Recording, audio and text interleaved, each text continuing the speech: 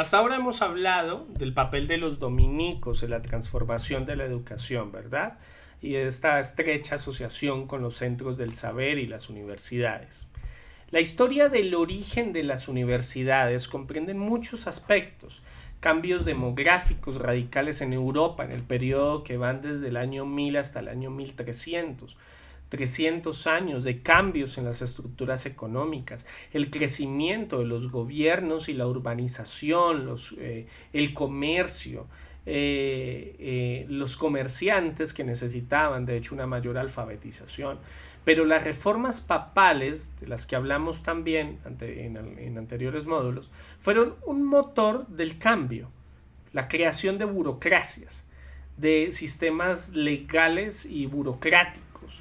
Estas hacían necesario que más personas pudieran trabajar y escribir en latín.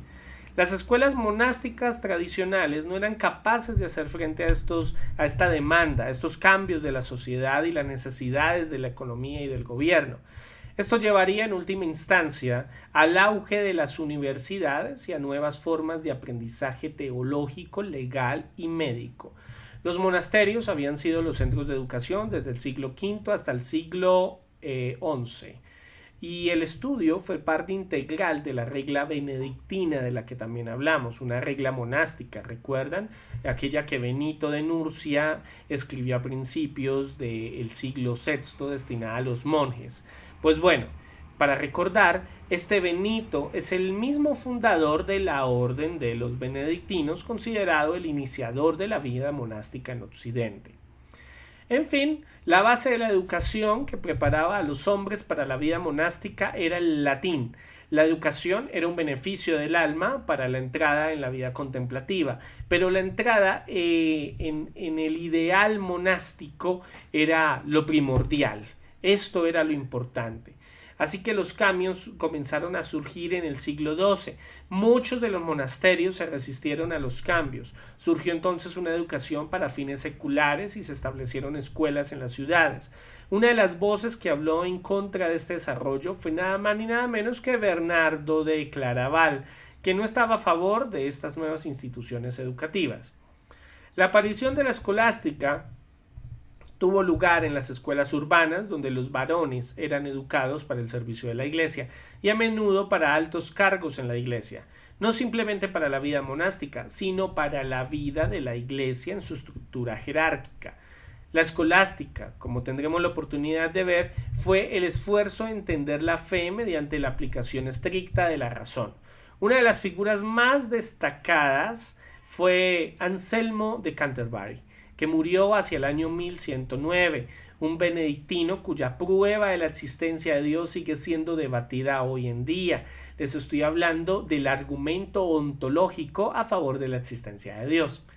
Los escolásticos enseñaron el trivium, gramática, retórica, lógica, y también el quadrivium, que hablaba de geometría, astronomía, música y aritmética.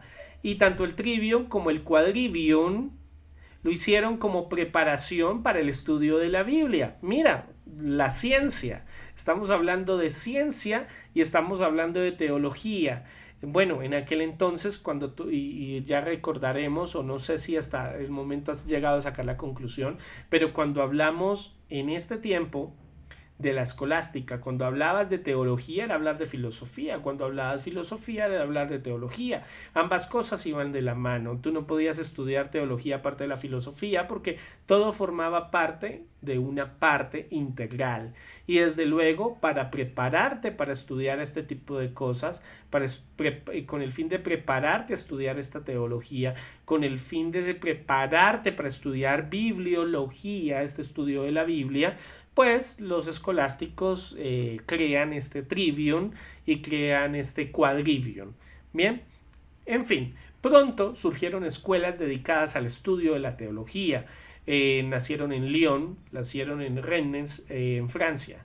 Y el papado, con Gregorio IX, apoyó estas escuelas catedráticas. Las universidades entonces se crearon a partir de escuelas catedralicias. En primer lugar en Bolonia, muy pronto París, luego Oxford. Estas París y Oxford de hecho destacaron en teología, mientras que Bolonia fue famosa por sus estudios en derecho. Las universidades deben mucho de su estructura a los gremios de la cultura medieval, y estamos hablando del cristianismo. La influencia del cristianismo para la creación de las universidades es indiscutible. Así que si en algún momento te enfrentas a alguien que te diga que realmente el cristianismo solamente ha traído retroceso, que la religión solo trae retroceso, que la religión nunca ha hecho nada por la humanidad, que el cristianismo nunca ha hecho nada por la humanidad, vale la pena que lo invites a que estudie un poco el nacimiento de las universidades, o que estudie un poco de escolástica. En fin, volvamos al tema. Esto de lo que les estoy hablando, esta cultura medieval, esta estructura de los gremios, eran jerárquicos, pero unidos por un bien común. En las universidades los estudiantes comenzaban a una edad temprana, estamos hablando de adolescentes, obtenían el grado de bachiller, que implicaba el conocimiento de las artes liberales. Los maestros podían llegar a ser bachilleres en la Biblia y bachilleres en teología, lo que significaba que habían estudiado las sentencias. ¿De quién? ¿Quién escribió las sentencias? Pedro Lombardo. 4 libros de recopilaciones, como antes lo había hecho Pedro Abelardo, las sentencias de diversos autores acerca de toda una serie de cuestiones teológicas. Pero Pedro Lombardo no dejó las dudas para ser resueltas por sus lectores, sino que hizo un esfuerzo por responder a las dificultades planteadas por las sentencias, al parecer contradictorias. En todo esto, la obra de Lombardo no hacía más que seguir el modelo utilizado antes por otras personas. Pero el valor de estas sentencias estaba en que Pedro Lombardo hacía uso de los mejores métodos lógicos sin por ello abandonar la devoción. Esto era algo hermoso y algo sorprendente. Es decir, se puede ser lógico, se puede ser filósofo sin abandonar tu devoción cristiana, sin abandonar la religión. Después de todo, el cristianismo es una fe razonable, ¿no? Además, en muchos casos, las soluciones a las dificultades planteadas por Lombardo daban muestra de su genio, pero en ningún caso se utilizaba ese genio para contradecir o poner en duda la doctrina de la Iglesia. En algunos casos, nuestro autor famoso, Lombardo, sencillamente se confesaba incapaz de responder definitivamente a una cuestión acerca de la cual la Iglesia no se había pronunciado. Por todas estas razones, las sentencias, al mismo tiempo que estimulaban el pensamiento teológico, decían poca cosa capaz de despertar la suspicacia de los elementos más conservadores. Aunque hubo dudas acerca de algunos detalles de sus doctrinas, las sentencias fueron aceptadas como un excelente resumen de la teología cristiana. La otra característica que contribuyó al éxito de esta obra, debo decir, fue su orden sistemático. Y permíteme te lo explico. El primer libro trata acerca de Dios, tanto en su unidad como en su Trinidad. El segundo va desde la creación hasta el pecado. Esto quiere decir que en él se incluye la angelología, la antropología o doctrina del ser humano, la gracia y el pecado o amartiología. El tercer libro se ocupa de la reparación, es decir, del remedio que Dios ofrece para el pecado. Por lo tanto, comienza por estudiar la cristología y la redención para después pasar a la doctrina del Espíritu Santo, sus dones y virtudes. Y termina discutiendo los mandamientos. Por último, el cuarto libro se dedica a los sacramentos y la escatología, la doctrina de los últimos tiempos.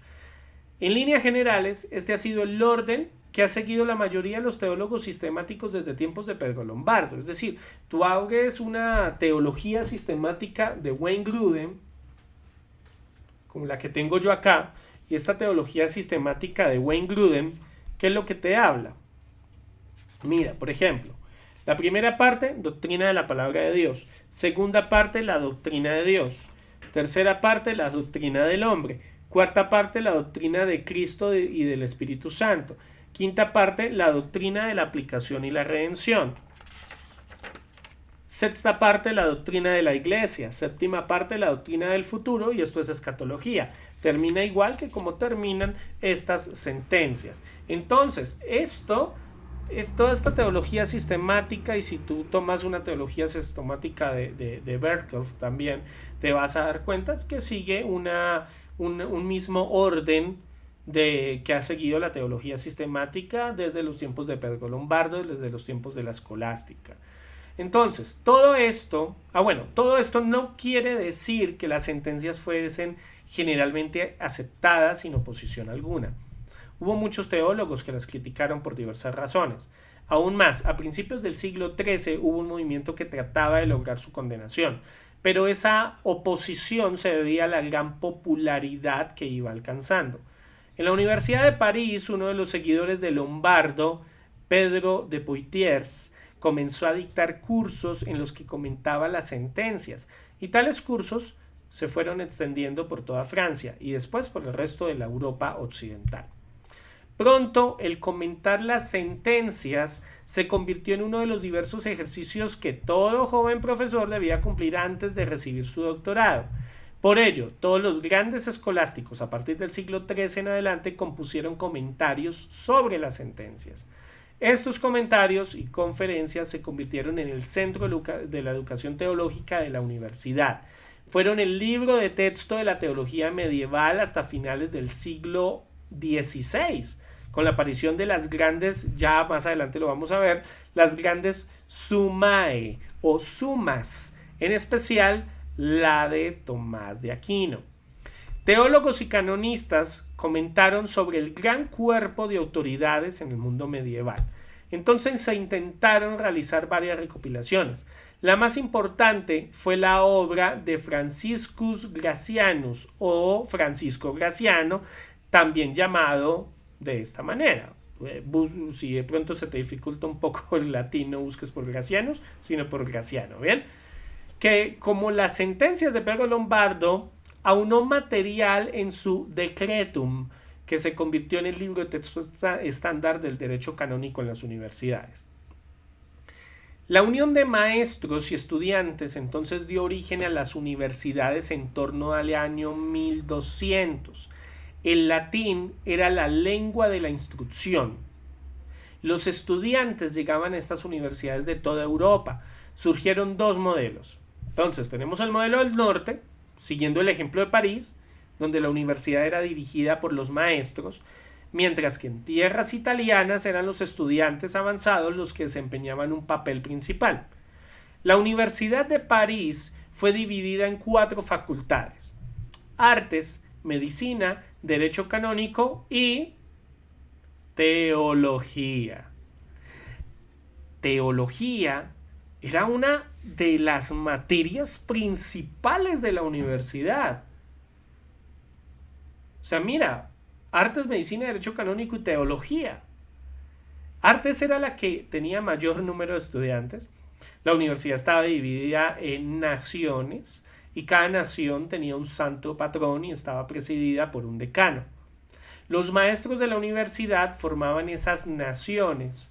La Facultad de Artes tenía un rector, mientras que las otras tenían un decano.